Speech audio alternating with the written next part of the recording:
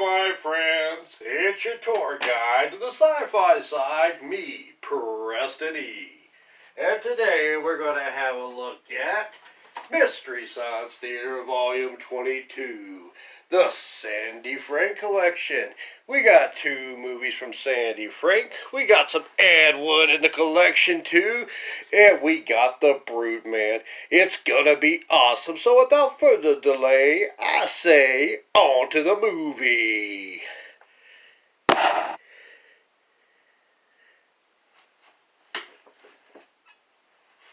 First up, we have Time of the Apes from Season 2.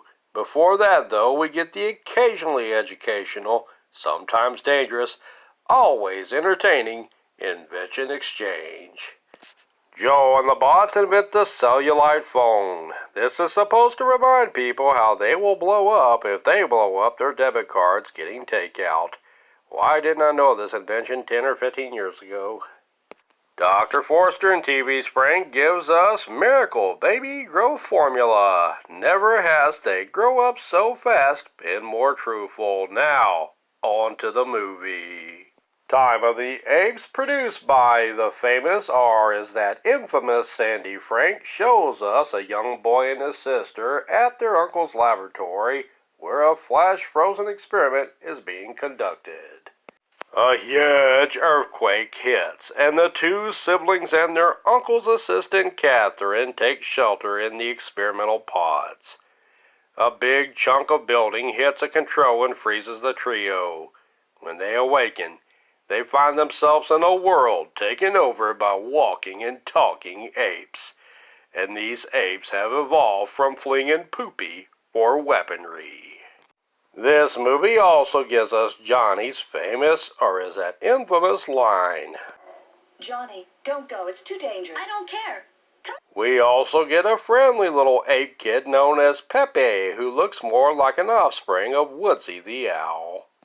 It's a weird movie that has its charms, but I don't care much about it, so I give it a 3 out of 5 SOL bones. Up next, we have another heaping, helping serving of Sandy Franks and Beans with Mighty Jack from Season 3. The Invention Exchange sees Joe and the bots invent the ear-shaped earmuffs, and we continue the wacky fashion week with Dr. F and TV's Frank showing off the formal flippers. Now, on to the movie.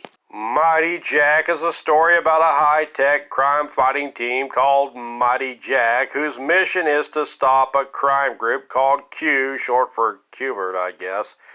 To tell you the truth, I have no idea what was happening in this movie, and it looked like I was in good company as Joe and the bots expressed lots of confusion about the plot, too. The plot was plotting, confusing, and it was a miracle that myself, Joe, and the bots stayed awake for the duration of this. They got paid. I was highly caffeinated. These kind of movies are hard to riff. The riffs come at mundane observations when the story is slow and hard to follow. The guys still bring it their best and give you a few good laughs. But when it's tough to follow the plot, you just do the best with what you got to work with. I'll take cheesy movies over boring movies any day of the week, and this movie falls in the latter category. It's movies like this that made me really appreciate and miss Gamera. Oh, Gamera, come back. I mean, you got movies in Mystery Science Theater like Space Mutiny and Hobgoblins and Gamera, who I just mentioned, that are just fun to watch and fun to riff, and then you got Mighty Jack and Mighty Jack's ilk that are just plodding and boring and tough to watch and tough to riff. I tell you though, if you wore a mad scientist like Dr. Forster or Pearl and you're trying to torture people by making them watch movies, Mighty Jack is the kind of movie that you would use to torture them with, so well done, Mads. I will give this episode high points for setting out to do what it was meant to do, and that is to torture those who are captive on the satellite of love. And with a slog of a movie like this, I could feel Joe and the bot's pain. but at least I had the option of fast forward if I chose to use it. I didn't. I suffered valiantly with plenty of pauses for caffeine and pee breaks, though. To look at the bright side, the best part of this episode was the end when Joe and the Bots sang a valiantly and hilarious tune called Slow the Plot Down to the tune of Blow the Man Down. Oh, slow the plot down, laddie, slow the plot down. Way, slow the plot down. I will give this one a 2 out of 5 SOL bones for the pretty explosions and for Blow the Man Down, Slow the Plot Down, because I'm feeling generous. Up next is the Violent Years from Season 6, but before we get to that, we get a short called The Young Man's Fancy. In this short, sponsored by the Edison Electric Institute, a teenage girl named Judy and her parents are visited by her brother from college and his roommate, Alexander Phipps. Judy feels all squishy about Alex, which means she's attracted to him. When I feel squishy, though, it means I've had too much protein. Mom warns Judy's brother not to give her the reds, which I assume means don't embarrass her in front of Alex. I just hope it doesn't mean she has to go to the CDC. Anyway, Alex is more interested in Mom's appliances, since he is studying engineering in school. Judy goes to impress him by using the modern household appliances. I assume they eventually marry and have a couple of toasters together. On to the movie. The Violent Years is definitely not the Wonder Years, as instead of teenage puppy love, teenage girls show their love for crime as they make trouble in the neighborhood. Will Smith is not harmed in the making of this film, as he was nowhere to be seen. Paula Perkins has a well-to-do dad and mom, but she is bored with her life, so she decides to organize a gang of teen girls to dress as men to rob gas stations, vandalize schoolhouse classrooms, and force themselves on a young man after they tie up his girlfriend. Those crazy kids. Paula's newspaper editor daddy has inside info on the police's plans to capture the gang. The girls avoid capture with Mr. Parkins as their unknowing informer. Some of Paula's accomplices are shot in the schoolhouse as they vandalize the classrooms and are killed by the popo, while Paula shoots Sheila for trying to squill on them to the popo by calling them later. Paula eventually wrecks a car into a store, killing her last crime buddy in the process as she is convicted, but is carted to the hospital where she dies before giving birth to the kid she was impregnated with when she forced herself on the teen boy earlier. Paula dies, and the judge in her case denies the parents of custody of the kiddo since they did such an awesome job raising Paula. What an uplifting movie. I must now eat some Ben & Jerry's ice cream and pass out my underwear on the couch. This Ed Wood written but not directed film made me really nostalgic for Plan 9 from Outer Space, and I give it a 2 out of 5 SOL bones. And finally, we get the Brute Man from the rarely seen Season 7 because Season 7 only has 6 episodes. Dr. Forrester's mom goes on a date with some creeper named Sandy, played by Paul Chaplin.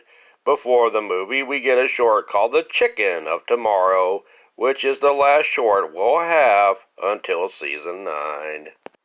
In The Chicken of Tomorrow, we see what is being done today, which looks more like the 1960s than actually today, with a lot of chickens as they go from egg to chicken to the dinner plate. The mother cluckers lead a life of egg laying and meat providing, as we also learn of how important gas stations and oil are to the poultry industry. This short is also porn to Gonzo from the Muppets. Now, on to the movie, Mother Cluckers. The Brute Man is a bleak and creeping movie starring Rondo Hutton, who plays the Creeper, not the one from Scooby-Doo. The Creeper is a murderer who takes refuge under a bridge like the Billy Goat Scruff. The Creeper's real name is Hal Moffat, who was a popular football player in college, but he grows angry at his college buddy for giving him the wrong chemistry answers, causing him to do poorly on the test and making him having to make up for it in the chemistry lab after class as he sees his buddy teasingly walk by the class window with Hal's love interest. Hal slams the chemicals down and causes an accident, disfiguring his face and mind, leading him to lead a life of crime. While running from the Popo, Creeper Hal befriends blonde piano teacher Helen Page, played by Jane Addams. Her friendliness to him makes Hal feel all warm and tingly on the inside and makes him want to help her with the money situation that she has so she can afford the operation to restore her sight. Hal the Creeper steals jewelry after killing a guy who handles jewelry, and gives it to Helen to pawn off for money. Hal tries to get revenge on his former buddies and kill his former best friend as he steals jewelry from his former college love interest to give to Helen. The police tip a distraught Helen off that Hal is the Creeper and set up a trap to capture him in her apartment. When Hal finds out that Helen told the police of being visited by him, the Creeper goes to strangle her, only to be captured by the police.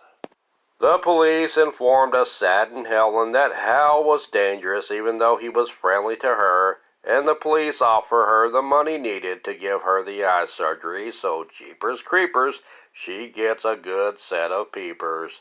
See what I did there?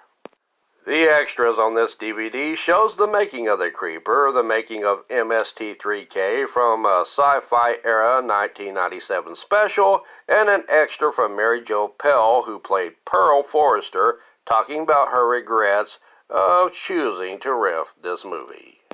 Rondo Hutton, who played the Creeper, had acromegaly, I guess I'm pronouncing that right, which later in his life distorted his head and face. Mary Jo displayed regrets for some jokes written about his deformity, but those were few in this episode. The movie takes on a Beauty and the Beast feel to it, as it is a would-be romance between a disfigured murderer and a beautiful woman. But their would-be romance becomes no happy ending here for the Creeper as he is taken to prison, but Helen does get to have her eyesight restored. This movie also gives you the friendly reminder that no matter how much your life sucks, no matter how crappy your job is, and no matter how big of a jerk your boss is, at least he's not this guy. Don't you think it's kind of funny? Sticking a note under the door? No. Go to hell. Don't go trying to make a mystery out of it. Piss off. Somebody probably too busy to pick up the stuff. Could be the Creeper. Creeper, creeper, creeper. You give me the creep. The movie is dark in more ways than one, darkly lit and dark in violence, but it certainly isn't boring, even if it does move slow in some places. I give it a 3 out of 5. SOL Bones. Mystery Science Theater, Volume 22. Chiefs win. Where was I? Mystery Science Theater, Volume 22, gets a 10 out of 20 SOL Bones. Well, that about does it for me. Thank you so much for watching, and please like, sub, and share. I've been Preston E. Garrison, and I'm out of here.